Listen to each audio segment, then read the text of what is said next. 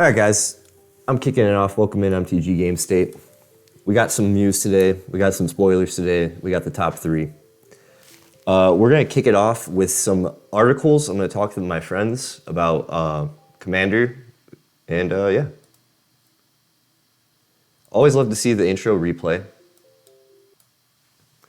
So let's get into it. We're going to connect with the guys. I kind of just jumped into this one.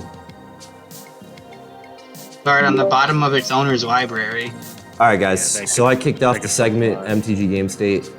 I wanted to talk to you guys today about this article. Basically, we were talking about it a little bit just now, but the official EDH Rules Committee is acknowledged in a State of the Format update posted January 27th that basically the deluge of new cards has led to a pretty drastic change in player behavior. There's 2,000 new Magic cards arriving in 2023, and even more the previous year. And nearly impossible to maintain an encyclopedic knowledge of every card. Probably more so for the judges and rules committee than the players, because I mean, all three of us, at least six of us in this whole chat are like a whole fountain of knowledge of cards, you know? But it seems for the rules committee and Magic, for the EDH format, the wide variety of cards is like really hurting people. Or at least players' decisions on what to do. So basically, the format has a steeper learning curve and higher cognitive load. It's more diverse than it ever has been, and even more gameplay is improvised on the spot rather than practiced for. Like basically meaning like a lot of cards that you're playing are first-time interactions. Yeah, no, but go for it. They were saying like that there's positives and negatives. Like, okay. Like the negatives is like with like how I was saying, since there's so many new like commander decks left and right, like they just have to keep throwing mechanics at stuff. So like you look at the Doctor Who, which is like an IP that should introduce like new people towards Magic, you know? Mm-hmm. But dude, some of those decks are so complicated to pilot, like the Cascade deck, or not the Cascade, the Suspend deck, like suspending things and things being in exile and stuff on upkeep, like for a brand new player, that's like it's ridiculous to keep track of, you know what I mean? Like when you're just learning what tapping down mana is, and like now you have things in suspend that you don't need mana for and all this other crap. Like a lot of the more complicated ones and auras and enchantments kind of got a lot of buffs and stuff. A lot of things like archetypes, like tokens and stuff got a lot of like cards where even when you want to build a commander in those decks, you still need really money cards too, I think. And it's like the card pool is wide, but I still think it's narrow. I don't know, a lot of the commander decks now, like the precons at least, like they can handle their own, but since they're beefier, it's like, and can do stuff like that, like you said, it's like it's a steeper learning curve, because now you actually have to learn like doing things on the stack and crazy interactions, where like before, like the old decks and stuff, like the most complicated one would be like Calamax. Otherwise, like look at the old vampire and like dragons deck. It's just literally load it up and make vampires and dragons and swing out. You know what I mean? Like it wasn't anything complicated. Now it's just like, this is in suspend and you have poison counters over here, and then tap this to make a clue in food and yada yada, and like, yeah, it's getting insane. And what you said is true. The commander precons can just start playing out of the box more than ever before. And around the time, Marco, you started playing when we're all into commander, the precons were good, but they still had to be upgraded. These, like Lord of the Rings, I think forward and even 40K have been really big contending decks. Well, especially because right when I started, that's like the last year of the one pre-con set a year type thing. Because then after that, that's when they started putting it out with like every set just about. But like in those decks, like Calamax and like all the other ones before that, like the Shapeshifter one, and even like they usually came with like 2 or 3 other foil cards that can be commanders as well that had a different theme. So like the deck would be split up and have like 2 or 3 themes. So like they wouldn't play out of the box super great all the time. Like you would have to like pick it apart and then like add cards and focus on a theme.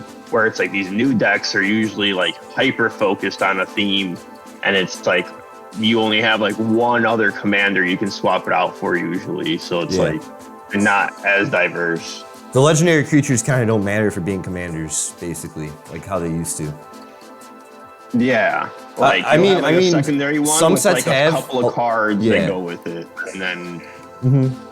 You're right. No, you're right. Like, because like in that one deck, like Beamtown Bullies was the secondary commander, and there's barely any cards that actually synergize with what it did. Like people were just getting that card separately and just buying all these other cards to make him like disgusting nasty, you know, like but that pre-con, they didn't have many cards that helped him do good shit. I wanted to move on real quick, but that's true, Marco. Everything you're saying is just kind of how I felt. I don't think it's like a harsh criticism of what's like going on. I think it's just more the marketing's been so hardcore, we feel the effects of it as players in a casual format that's more and more competitive. When you're putting out that much shit, you need to keep putting out like newer and newer stuff. You can't just keep putting out like a vanilla 6/6 flyer, because then it's like, you know, like what? There's no difference in shit. I dig it.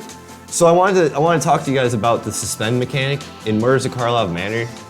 Commander decks are going to include cards that feature the suspend mechanic, and it allows you to pay a reduced cost and exile a card for a few turns. That's what suspend does. But it received a functional update with this release. When the last time counter is removed from the suspend card, casting the spell is now optional, so it says you may. If you don't cast it, it just stays in exile permanently. And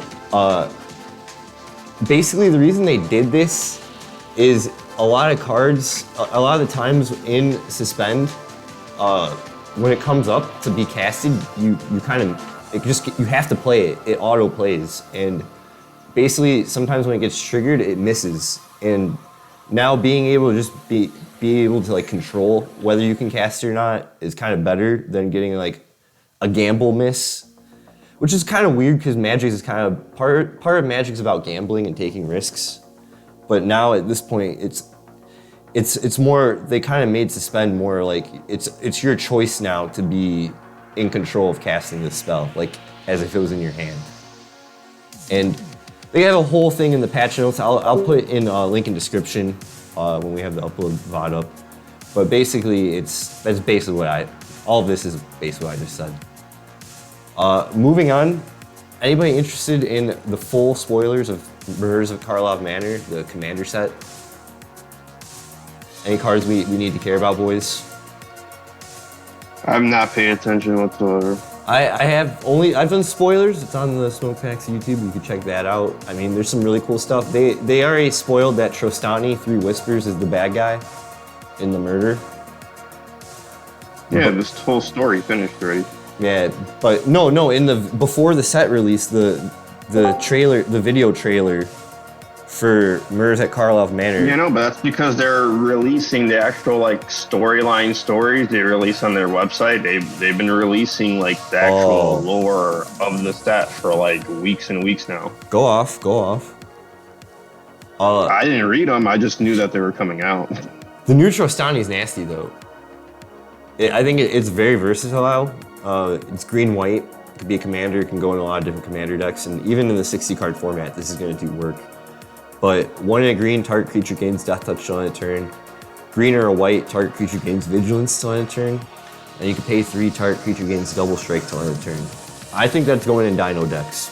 That's just me. Also, Marco, I don't know if you care about Angels. There's a new Aurelia. Whenever a player... Emerson's the one with the Angel deck. Oh, and this one's for you. What about me? What happened? What's up? You see the new Aurelia? No. Oh, actually, the new Aurelia is sick. That actually might go in my... Let me see. 5-drop, 3 of any color, 2. You get red and a white, 4/4, flying vigilance haste. Whenever a player attacks with 3 or more creatures, you draw a card. So that's anybody. I have, that wouldn't work in my current Angel deck, but... Yeah, you don't have red in there. Well, it's not even that. It just doesn't work for the combos I have for the deck anyways, even if I did have red. But I do have something that would work with. Cool. That I have been planning in the background for a while, but I haven't done anything with Also, it. it's Just there. The land cycle in this set's interesting because they're searchable duels, even though they come in tapped. Is this one of the, this is one of the clue sets, yeah? This is the clue set, yeah. I'm just going to the spoilers, but I wanted to get first show off the dog token. Doggo. Dog Yo, token, best that's doggo. a dope token. I want that token. In What foil, the that's fuck? gonna go nuts. That's a dude. Look at how cute he is. What do you mean? It's gonna go Like that's gonna like people are gonna buy the shit out of that. That's Dummy gonna be hard an expensive token. ass token. It better be. Holy fuck. Out of all the tokens, I mean, I like the skeleton token. He's kind of like in the corner, waiting to kill you. It's like D&D-esque. Well, skeletons don't.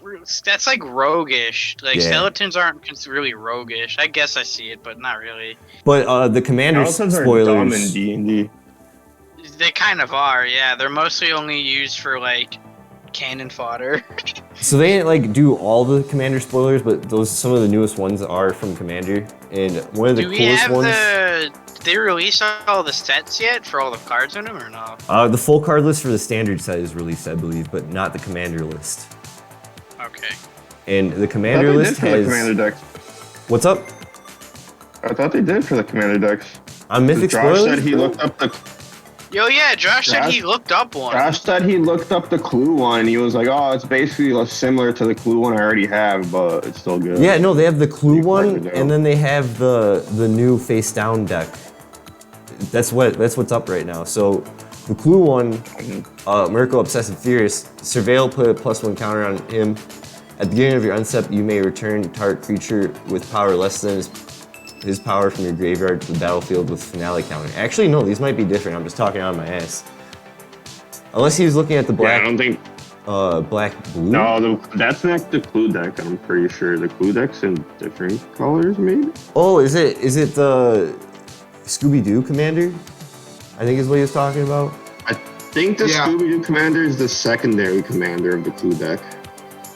Oh, Morska Undersea Sleuth, the Dalkin That's Fish it. Detective. Yeah. You got no maximum hand size. At the beginning of your upkeep, investigate. That's good.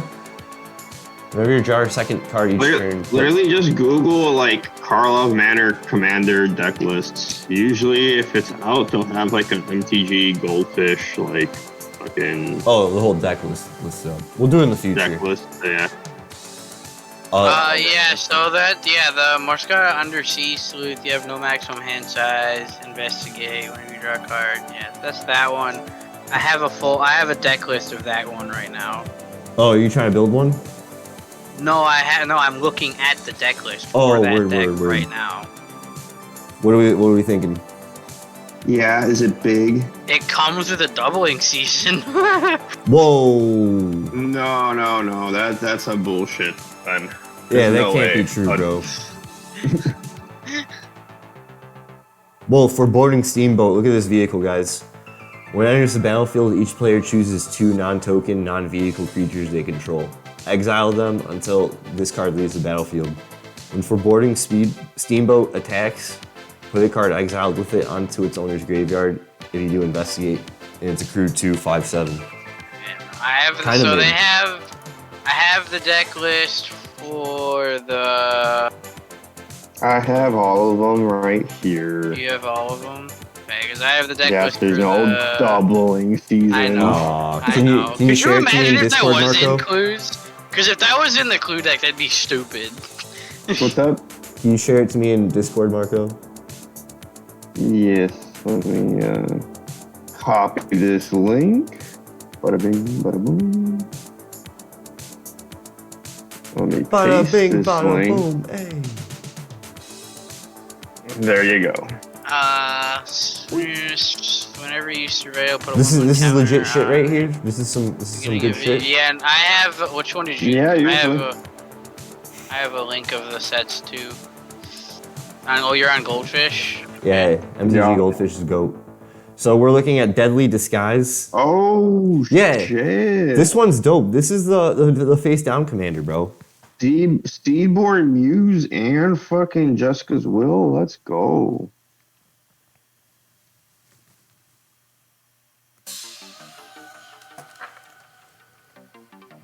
Broodhead Shantuko. Okay. Sakura Tribe Elder's always a great one. Mirror Entity. Death Mist Raptor's great. Oh, Welcoming Vampire again. That's okay. Beast Whisper. Whenever you cast a creature spell, draw a card. Experiment 12. When Experiment 12 or another creature you control is turned face up, put +1 counters on that creature equal to its power. That's nutty. Damn, Jessica's Will got back up to $15. Let's go. Let's go. 3 visits is in this Wait. deck, and a Chaos Warp, and a Jessica's Will. Wait. This can't be real, Wait. bro. Oh, it's real. But you know what's crazy? And a The black and blue deck comes with the Toxic Deluge and Rise of the Dark Realms. Gosh darn. And then fucking Necromancy? What? What? Dude, no, What? this can't be real. I think we're just uninformed, like the rules committee was saying.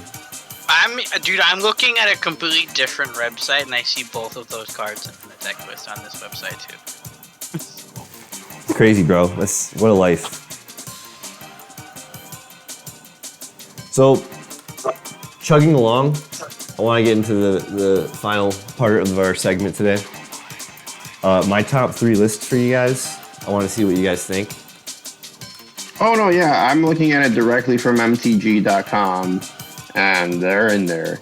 There's a Reanimate, a Toxic Deluge, and a fucking Rise of the Dark Realms, all in that deck, and Animate Dead, and a Necromancy. Yeah, I was gonna say there's a Necromancy in there too. And Phyrexian Arena. Oh my What god. is this deck? These precons are stacked. Stuffed. What, are you kidding me? Then. Marco's like, it's going in the vault. Yeah, I'm gonna need to get some for the vault. Holy moly.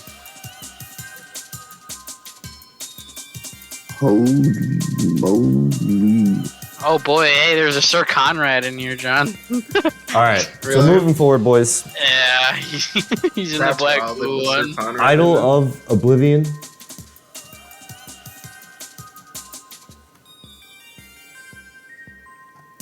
This card, for some reason, was popping up earlier today. Market listings were hitting $4.64, I believe, for Commanders 2021. For some reason. But this card's on the rise, guys. Trust me, I'm sounding the alarm. What card? Idol of Oblivion, 2-drop artifact, tap, draw a card, activate only if you create a token this turn, which is big. Even if you're not a token-based deck, it's pretty. You might be creating tokens. That's pretty general. It's colorless and it draws you if you make tokens. So yeah, it can go in white decks, red decks, all the decks that don't have card draw like blue. Yeah. People are throwing it in there, dude. That thing in Cats and Dogs is making me like draw hella cards and all that stuff. Like Fiendish Duo, goddamn. And it's got Bro, that's an they got amazing foil a edge. there's a Jessica's Will in the fucking the red, white, green one. Yeah, I know. Yeah, I We said already that. said We bro. all Oh, you did? each said that, probably not hearing one another because it's that insane. Yeah, I did not. Yeah, what the fuck? Yeah. But basically, though, I saw I forget which printing it was in my research. bad Seedborn research. uses a good card for that deck too. Goddamn. A market listing of $4.64, and then people were buying the card at $1.73, and we're seeing an average listing of market buying 99 cents, listing at $1.25. So the market's getting ahead of this. Second on the list, I wanted to know. Probably just people trying to influence it, but the thing is like that card gets printed a bunch. Like it's literally printed in one of the precons. I'm looking at it right now. It's Exactly. literally in a new precon. So my first reserve list card, I own this card actually, Earthcraft. It's a 2-drop Oh, you're enchantment. just trying to pump it, bro. You're just trying to pump it. I'm not. Tap and untap creature you control, untap basic land. This is great for token decks. This is great for going wide decks. This is great for just any kind of deck, I think. Good for land matters for Omnath. Why I brought this up is because we're seeing average listing of $123 and market's buying at $92. So market's been buying cheap on this pretty recently. And it's starting to trend down. But with reserve list cards, it's always weird. They're always going for weird prices, but it's starting to be bought low and listed high. So I think people are kind of trying, again, getting ahead on this card. There's going to be a lot of token creating. There's going to be a lot of ways to create creatures to proc this, this card. So I just wanted to give a little highlight and I guess juice it.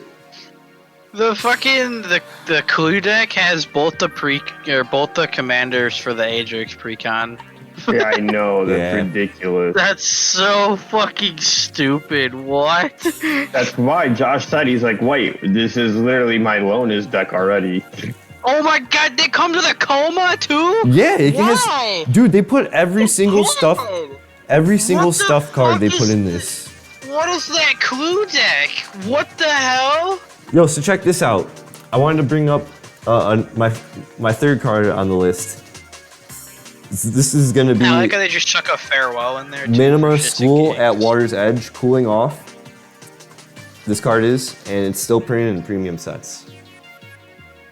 That's why I wanted to bring this up, because it is reprinted in the Lord of the Rings set in extended full art.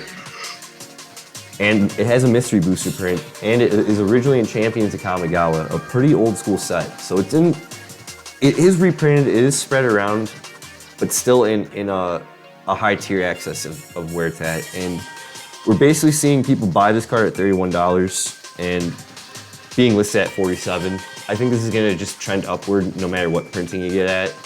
Already the Tales of Middle Earth Surge Foil is $63. That's pretty nutty.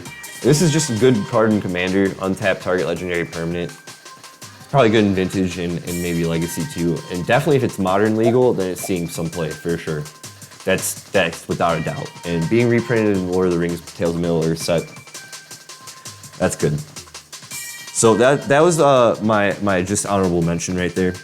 That's pretty much all I had for everyone today. I know, guys, that was crazy with the commander deck stuff.